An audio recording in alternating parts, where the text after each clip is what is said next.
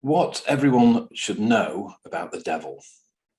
I'm going to say from the start that I don't believe there is a personal supernatural devil who opposes God. And my reasons are very strongly biblical. That might be a surprise to someone who believes in a godlike demonic creature called the devil. That might be a surprise, but the Bible is very clear, as I hope we'll see as we go through. There's many popular ideas about what the devil is. He's thought of as the source of evil, as an archenemy of God. He seeks the souls of men. He's a fallen angel. He's a tempter. He's called the devil. He's called Satan. Under Islamic tradition, he's called Iblis. However, as Christadelphians, we believe that none of this is true. There is no supernatural devil to fear. And what I intend to do now is explain why. So the first reason is this one, that there is no other God but the God of the Bible.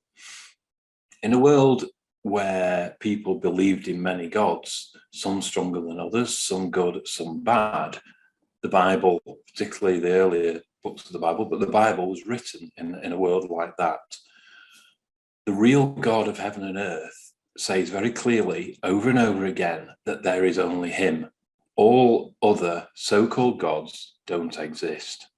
So there's some verses here from the book of Deuteronomy that illustrate that, I think, really well. He says, chapter 4 and verse 35, "To you it was shown, to Israel, that you might know that the Lord himself, there is none other besides him." The Lord himself is God. There is none other besides him. And again, just a few verses later, "Therefore know this day and consider in your heart that the Lord himself is God, in heaven above and on earth beneath. There is no other."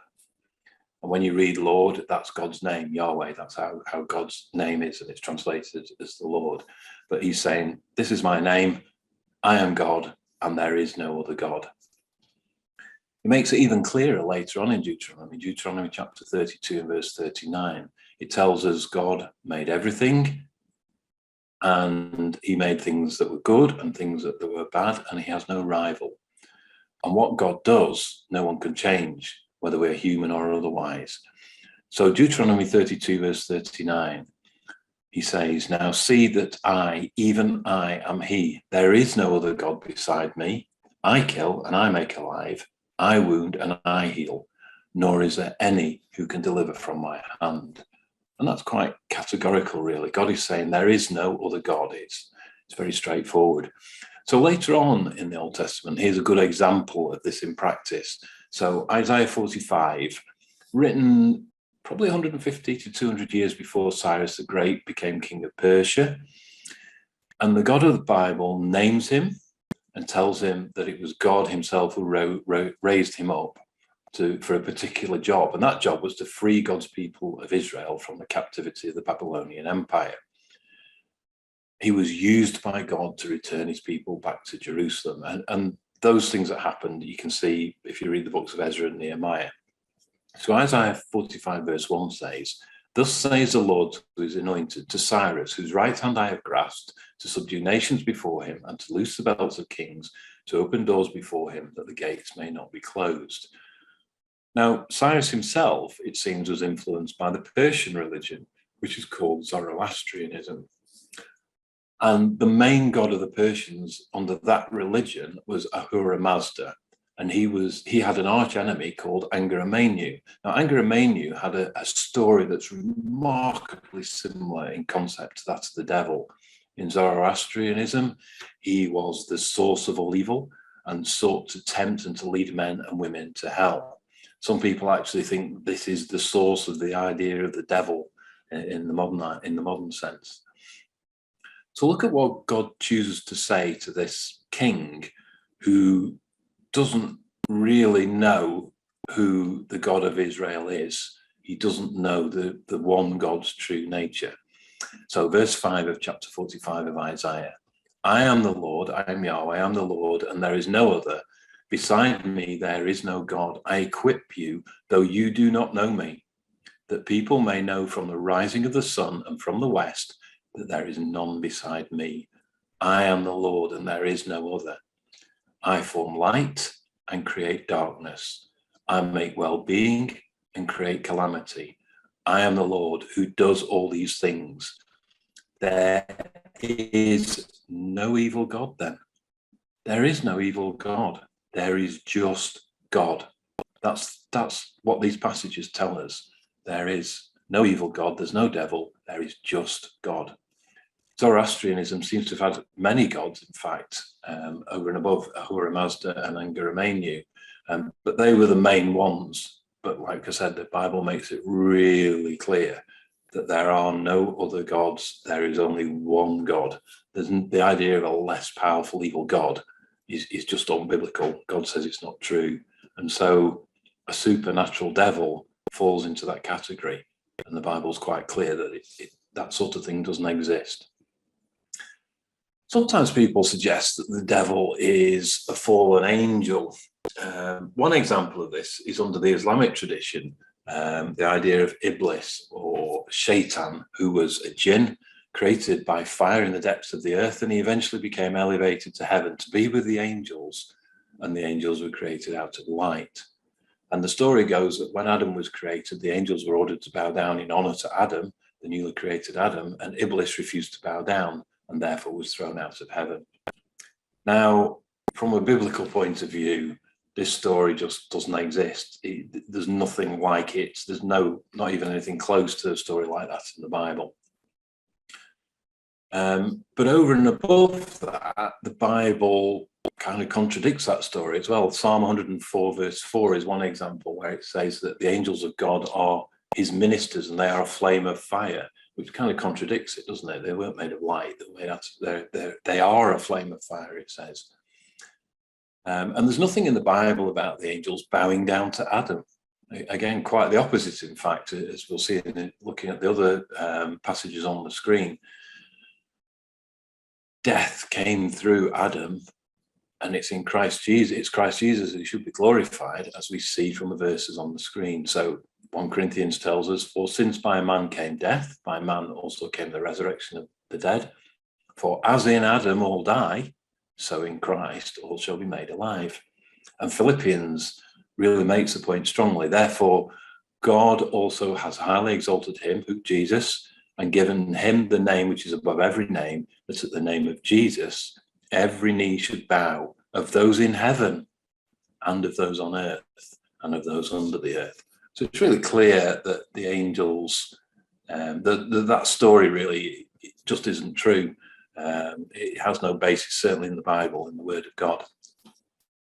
In a related way, some who profess to be Christian say that Satan or the devil was an angel that sinned. Now, just by way of context, an angel in the New Testament is translated into English from the Greek word angelos, and the word means messenger. And you need the context to understand whether that messenger is a human being carrying a message, or whether it's an immortal angel of God who is a messenger from God.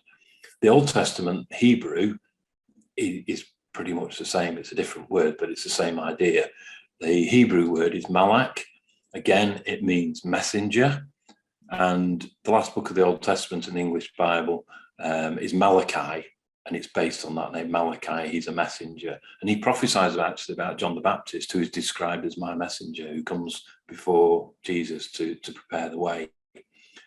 So the Hebrew for angel, again, it needs context to decide whether that angel is an immortal angel of God or whether that angel is actually a human messenger. And it's context that tells us that. And so the Bible is very clear that when God's immortal angels are referred to, they do whatever God asks. They do not rebel against God. Those sorts of angels are not rebels. They're immortal. They cannot sin. If God's immortal angels were to rebel against him, that implies that God is weak. He has no control. And the free will that we have as humans to choose between good and evil, well, that's only available because God gives us the ability to choose. But with that ability comes mortality. We don't live forever in that state. The hope of the gospel is that we use the choices that we have, the free will that we have, to deny bad choices and to seek to do the right thing, so that at the resurrection we might be changed and we no longer have the will or the ability to do evil because that's what we want. There's still a sense of free will in there, but not to do evil. In another place, Jesus says that in the resurrection, those who are in the kingdom will become like angels, no longer able to sin. It's there on the screen from Luke 20. It would be very disappointing if angels could sin, wouldn't it? That kind of passage that Jesus tells us, oh yeah, we'll be okay in the kingdom because we'll be like the angels. Well, if angels can sin, that's a bit disappointing. And of course, it's not true. So angels don't sin. Now, the next few verses are some of the clearest verses that explain why I don't believe in a supernatural devil. Basically, the Bible tells us in a very clear and very straightforward way that we are tempted by our own desire to please ourselves. It's just the natural way of us. The Bible is very clear that the choice to sin comes from the human heart. Temptation itself comes from within us. It might be triggered by something we see or something we hear or a situation that we're in or something that we can't necessarily control as such from the outside, but the choices we make, those are ours. Ultimately, we are tempted by our own desire to sin. I've got some Iranian friends and they have a word in Farsi, which is nafs. There isn't actually an equivalent in English, but it means the evil intent of the mind. And it's a good word, really, to try and understand what the devil really is, because it's natural, not supernatural, the devil. God has given us free will to choose, and what we do with that choice is up to us. We can be selfish and self-centered, or we can do good for others and not be self-centered. We have the free will, but of course, as we said, that comes with mortality. That was the New Testament. The Old Testament agrees. Well, it came first, so I suppose the New Testament agrees with the Old Testament. But the Bible is consistent throughout its pages. If there is a living, breathing devil, then surely he would be deceitful above all things. Well, God says otherwise. He says the most deceitful thing is our own heart and our own mind. And by my and your hearts, mine and your desires, are deceitful above all things and desperately wicked. We're actually able to deceive ourselves. Now, that is a pretty rubbish superpower to have. You can't get more deceitful than that. It's not a nice thought, but it's true. That's the truth of it. Jeremiah goes on to say that God is well aware that we are weak inside and that we are tempted and we are likely to choose the wrong things, the things that benefit ourselves. But he watches and he looks to see how we react, to see what we do. But the thing is, we can't blame a supernatural devil because he doesn't exist and because it's us. Our hearts are deceitful above all things. And that brings us to a very different mindset then as to how we deal with the things that we do wrong in our lives. We can't blame anybody else but ourselves. Jesus agrees as well. In this example, some people were saying to him that what you eat defiles you. So if you eat unclean food, it will corrupt you. And Jesus replied with a very big principle, actually, that evil and corruption comes from our own hearts. And he lists some pretty bad examples of evil thoughts and desires that we might all have. So from within, out of the heart of men proceed evil thoughts, adulteries, fornications, murders, thefts, covetousness, wickedness, deceit, lewdness, an evil eye, blasphemy, pride, foolishness. All these things come from within and defile a man. So we've seen that free will comes with mortality, but there is another myth, and that myth is that the devil is seeking souls. The idea of selling your soul to the devil. The thing is, in the Bible, the idea that we have an immortal soul just doesn't exist. It's completely absent. You can look through the whole Bible, it just isn't there. This then is another important point about how we might view a devil. The Bible's then very clear that our life is bound up in our living bodies, and when our body dies, so do we. Our brain dies and we're nothing. So if there was a living, breathing devil, which there isn't, there's nothing for him to work with, nothing to capture. None of us have an immortal soul. Both of the verses on the screen tell us this quite clearly. Psalm 6 verse 5, for in death there is no remembrance of you. In hell, who will give you praise? And Ecclesiastes 9 verse 5, for the living know that they will die, but the dead, they know nothing. And they have no more reward for the memory of them is forgotten. So that whole legend about the devil capturing souls fails when we read the Bible. So to summarize so far, there is only one God, so there's no evil God like the devil in opposition to God. All angels, all God's immortal angels, do his will, so the devil can't be a fallen angel of God. My heart is deceitful above all things, and temptation starts with me. I can't blame anybody or anything else. And when humans die, they cease to exist. The whole legend about the devil capturing souls just doesn't work because immortal souls don't exist. So what does the Bible actually say about the devil and about Satan, of course? Well, it has to be said, it doesn't come up very often. If, for example, he was a supervillain in a Bond movie, he would probably be 2 or 3 seconds within the movie, and that would be it. That would be the villain in the movie, nothing else. It just doesn't really work.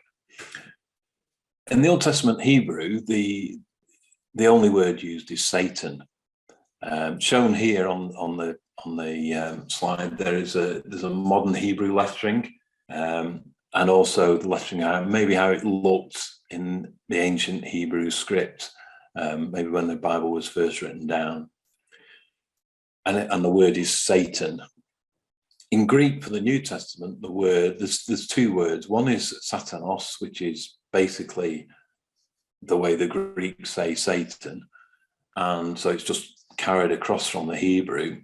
And the other word is diabolos, which means a slanderer or a false accuser. It's like the word in English, diabolical. That's where that word comes from.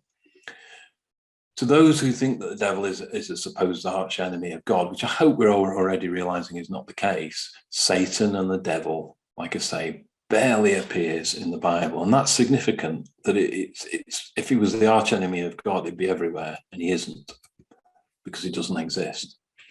So let's look at what the Bible really means when it uses these terms, translated into English as Satan or the devil. So in the Old Testament, just the word Satan, the devil doesn't appear. The word Satan in Hebrew, and it's the same word as in the English, it's Satan or Satan, and it means adversary. It means somebody who is against somebody else. And in the Old Testament, a Satan can be good or bad. So here's some examples on the screen. Balaam and the angel is one example. The angel stands in the way of Balaam because he's going to try and curse Israel, and the angel stopping him and warning him. And the angel is described as Satan. In the English Bibles, is actually described, it's translated as adversary, but the Hebrew is Satan. The angel is a Satan, so that's a good Satan in terms of the word of God. In 1 Samuel 29 verse 4, the Philistines suggest that David could become a Satan if he fights with them. There was a short period when David was with the Philistines because of Saul being so aggressive against him. And the Philistines are going to fight against Israel, and they say, oh, David can't come, he might switch sides and be a Satan to us. Of course, it says adversary, but it's that same word. 2 Samuel 19, David's nephews, the sons of his sister Zeruiah, they caused him an awful lot of trouble, and David describes them as, well, adversaries, but it's Satan in the original. David describes them as Satan in the original language in Hebrew. In 1 Kings 11, the enemies that God raised up against Solomon, because Solomon went away from God, are also described as Satan or adversaries. There's a really interesting one which we're going to look at just in a second, which is in 1 Chronicles 21, and the cross-reference is 2 Samuel 24. And actually God is called Satan, and you'll see what I mean in a minute. And it's conclusive really as to what the word means. And there's also the famous one in Job, which we're not going to look at particularly now, but Job, but Satan goes and says to God, well, Job, if he wasn't so well off, if he didn't have all these good things, he wouldn't really serve you. And God allows Satan to take various things from Job. But in Job 42, verse 11, at the end of the book, it tells us categorically that God brought all the evil upon Job. Satan was there to say what he said, but it was God who did the actions. And that ties in with what we originally saw, isn't it, in Deuteronomy. So let's just look at this section, 2 Samuel 24 and 1 Chronicles 21. It's very clear if you go away and just read the two chapters, they're the same event. The same thing happens in both chapters. They are the same event. And David is ordering Joab to go and number Israel. But the reason he does it is quite interesting. And this is because Israel are going against God. It's not something that David's doing wrong, it's Israel. So 2 Samuel 24 tells us that it was the Lord, the only God, who moved David to number Israel. And in 1 Chronicles 21, pretty much the same, but it says it was Satan who moved David to number Israel. Now, if Satan is always evil, then there's a massive contradiction between those two chapters. But that's not what the Bible says anyway. Satan just means an adversary. And in this case, it is God who is the adversary to Israel. So God is a Satan. It's just a word that describes an adversary. The only God of the Bible is a Satan or an adversary to Israel. And for me, that's really conclusive. That really explains it.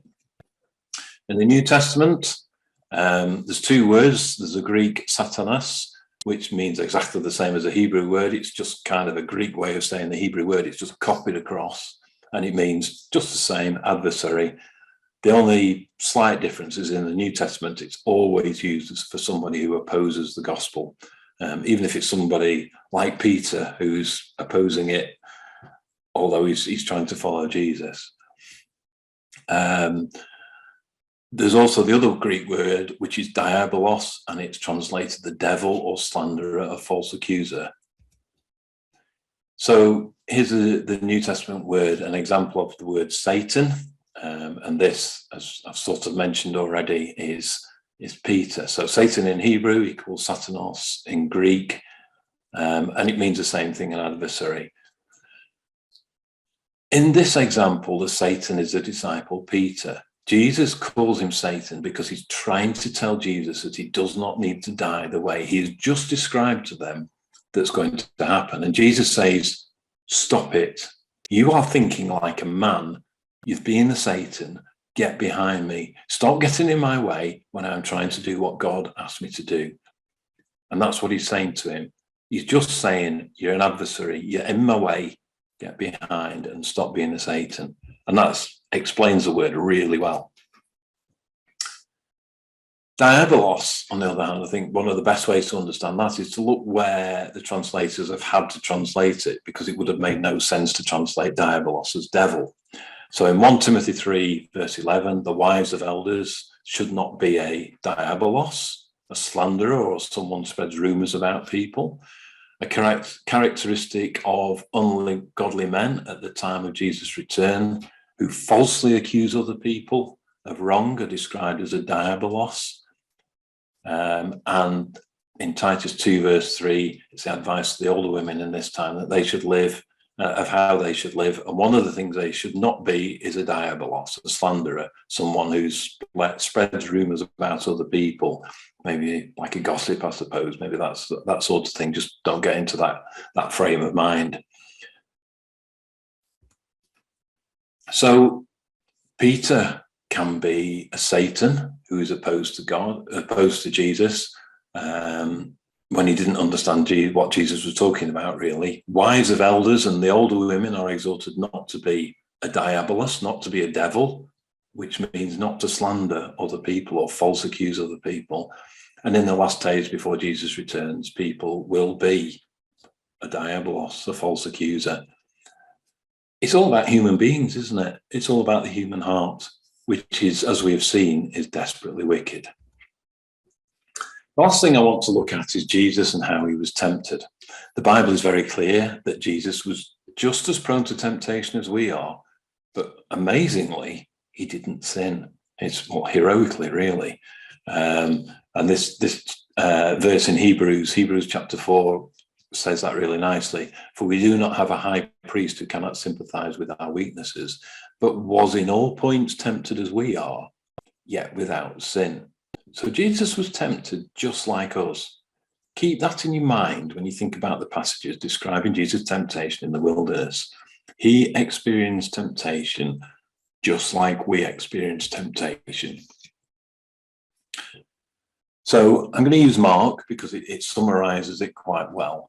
So when Jesus was baptized, he was given the Holy Spirit gifts. And we're told in John that power was pretty much unlimited. God does not give the Spirit by measure. Well, he gave Jesus the Spirit, and he had all the power he could use of that if he wanted to. It was an incredible power, and he'd got to learn to control it.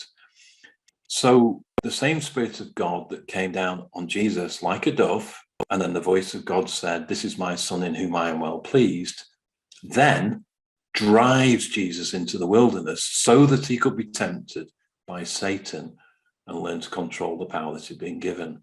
And that's something to think about straight away, isn't it? It wasn't some supernatural being that pulled him away to be tempted. It was God that sent him into the wilderness to be tempted. It's very clear about that.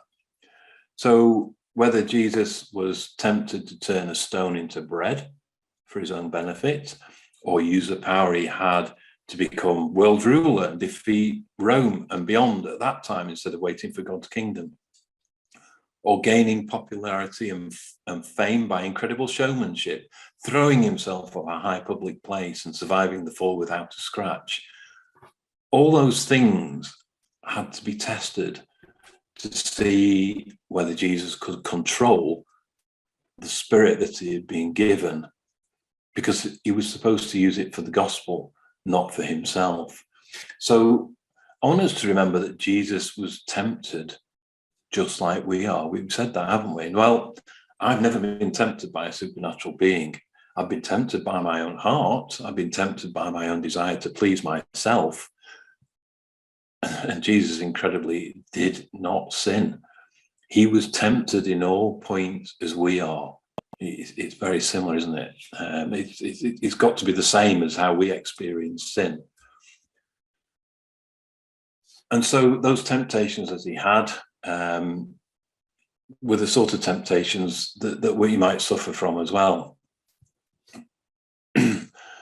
And think about it. I don't think Jesus walked 40 or 50 miles with some malevolent supernatural being just to stand on the precipice of the temple and in front of everyone and decide not to jump off after all. The whole thing happened in his head. It was in his mind. He thought about it. It was a real enough temptation. It was a genuine temptation to use the Holy Spirit for the wrong reason. And there's no mountain on earth where you can see all the nations of the earth. The earth's a globe. You know, it's not flat, it's a globe. So I'm sure that in the wilderness, he was high up and he could see a long way. And he contemplated the idea of ignoring God's way of doing things, the difficult way to the kingdom that was through the cross.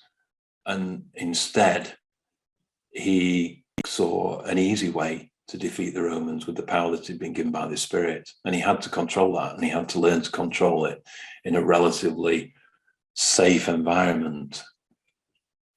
So the Spirit of God that came with God's voice saying, "You are my Son in whom I am well pleased," that very same Spirit drove Jesus into the wilderness.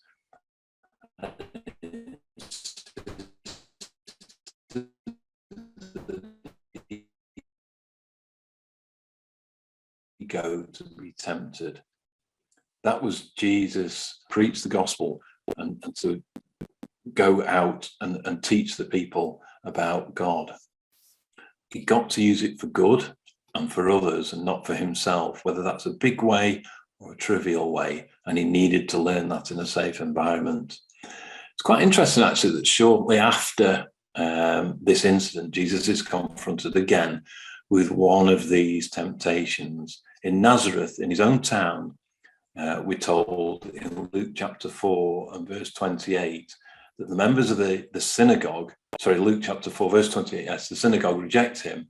And they're so angry with Jesus for saying that, well, the Gentiles will accept me, even if you don't, that they attempt to kill Jesus by throwing him off a cliff. So chapter 4, verse 28, and all they in the synagogue, when they heard these things, were filled with wrath and rose up and thrust him out of the city and led him out upon the brow of a hill whereon their city was built, that they might cast him down headlong. But he, passing through the midst of them, went his way. It's almost an anticlimax, isn't it? Jesus is about to be thrown off a cliff, and he could have done a really dramatic thing with the power that he had. But instead, he uses that power just to calm the crowd and to walk through and away. He had more work to do, and he'd learned to control the power that he was given. So to summarize, there is no supernatural devil. There is only one God. God's angels always do his will, his immortal angels. All temptation comes from our own heart's desire to please ourselves. Satan is an adversary. In the Old Testament, he's good or bad. In the New Testament, it's only ever somebody who opposes the gospel. Diabolos is a false accuser. And it's always human as well, whether it's our own desires or someone else's slandering others or something against the gospel. Jesus was tempted just like we are and had to learn to control that incredible temptation to misuse the power that he was given by God. So we don't need to fear a supernatural devil, but we do need to be very aware of our own hearts and our own minds that can lead us astray from God. We need to understand that and learn from it so that we can do better at pleasing God. We understand where those problems come from. Well, thank you for listening. Don't forget that there's more videos on the Gospel Online channel. Please subscribe so you can see all the different videos that have been made. And if you click the bell, ring the bell, you can get notifications when future videos come up. So thank you for listening.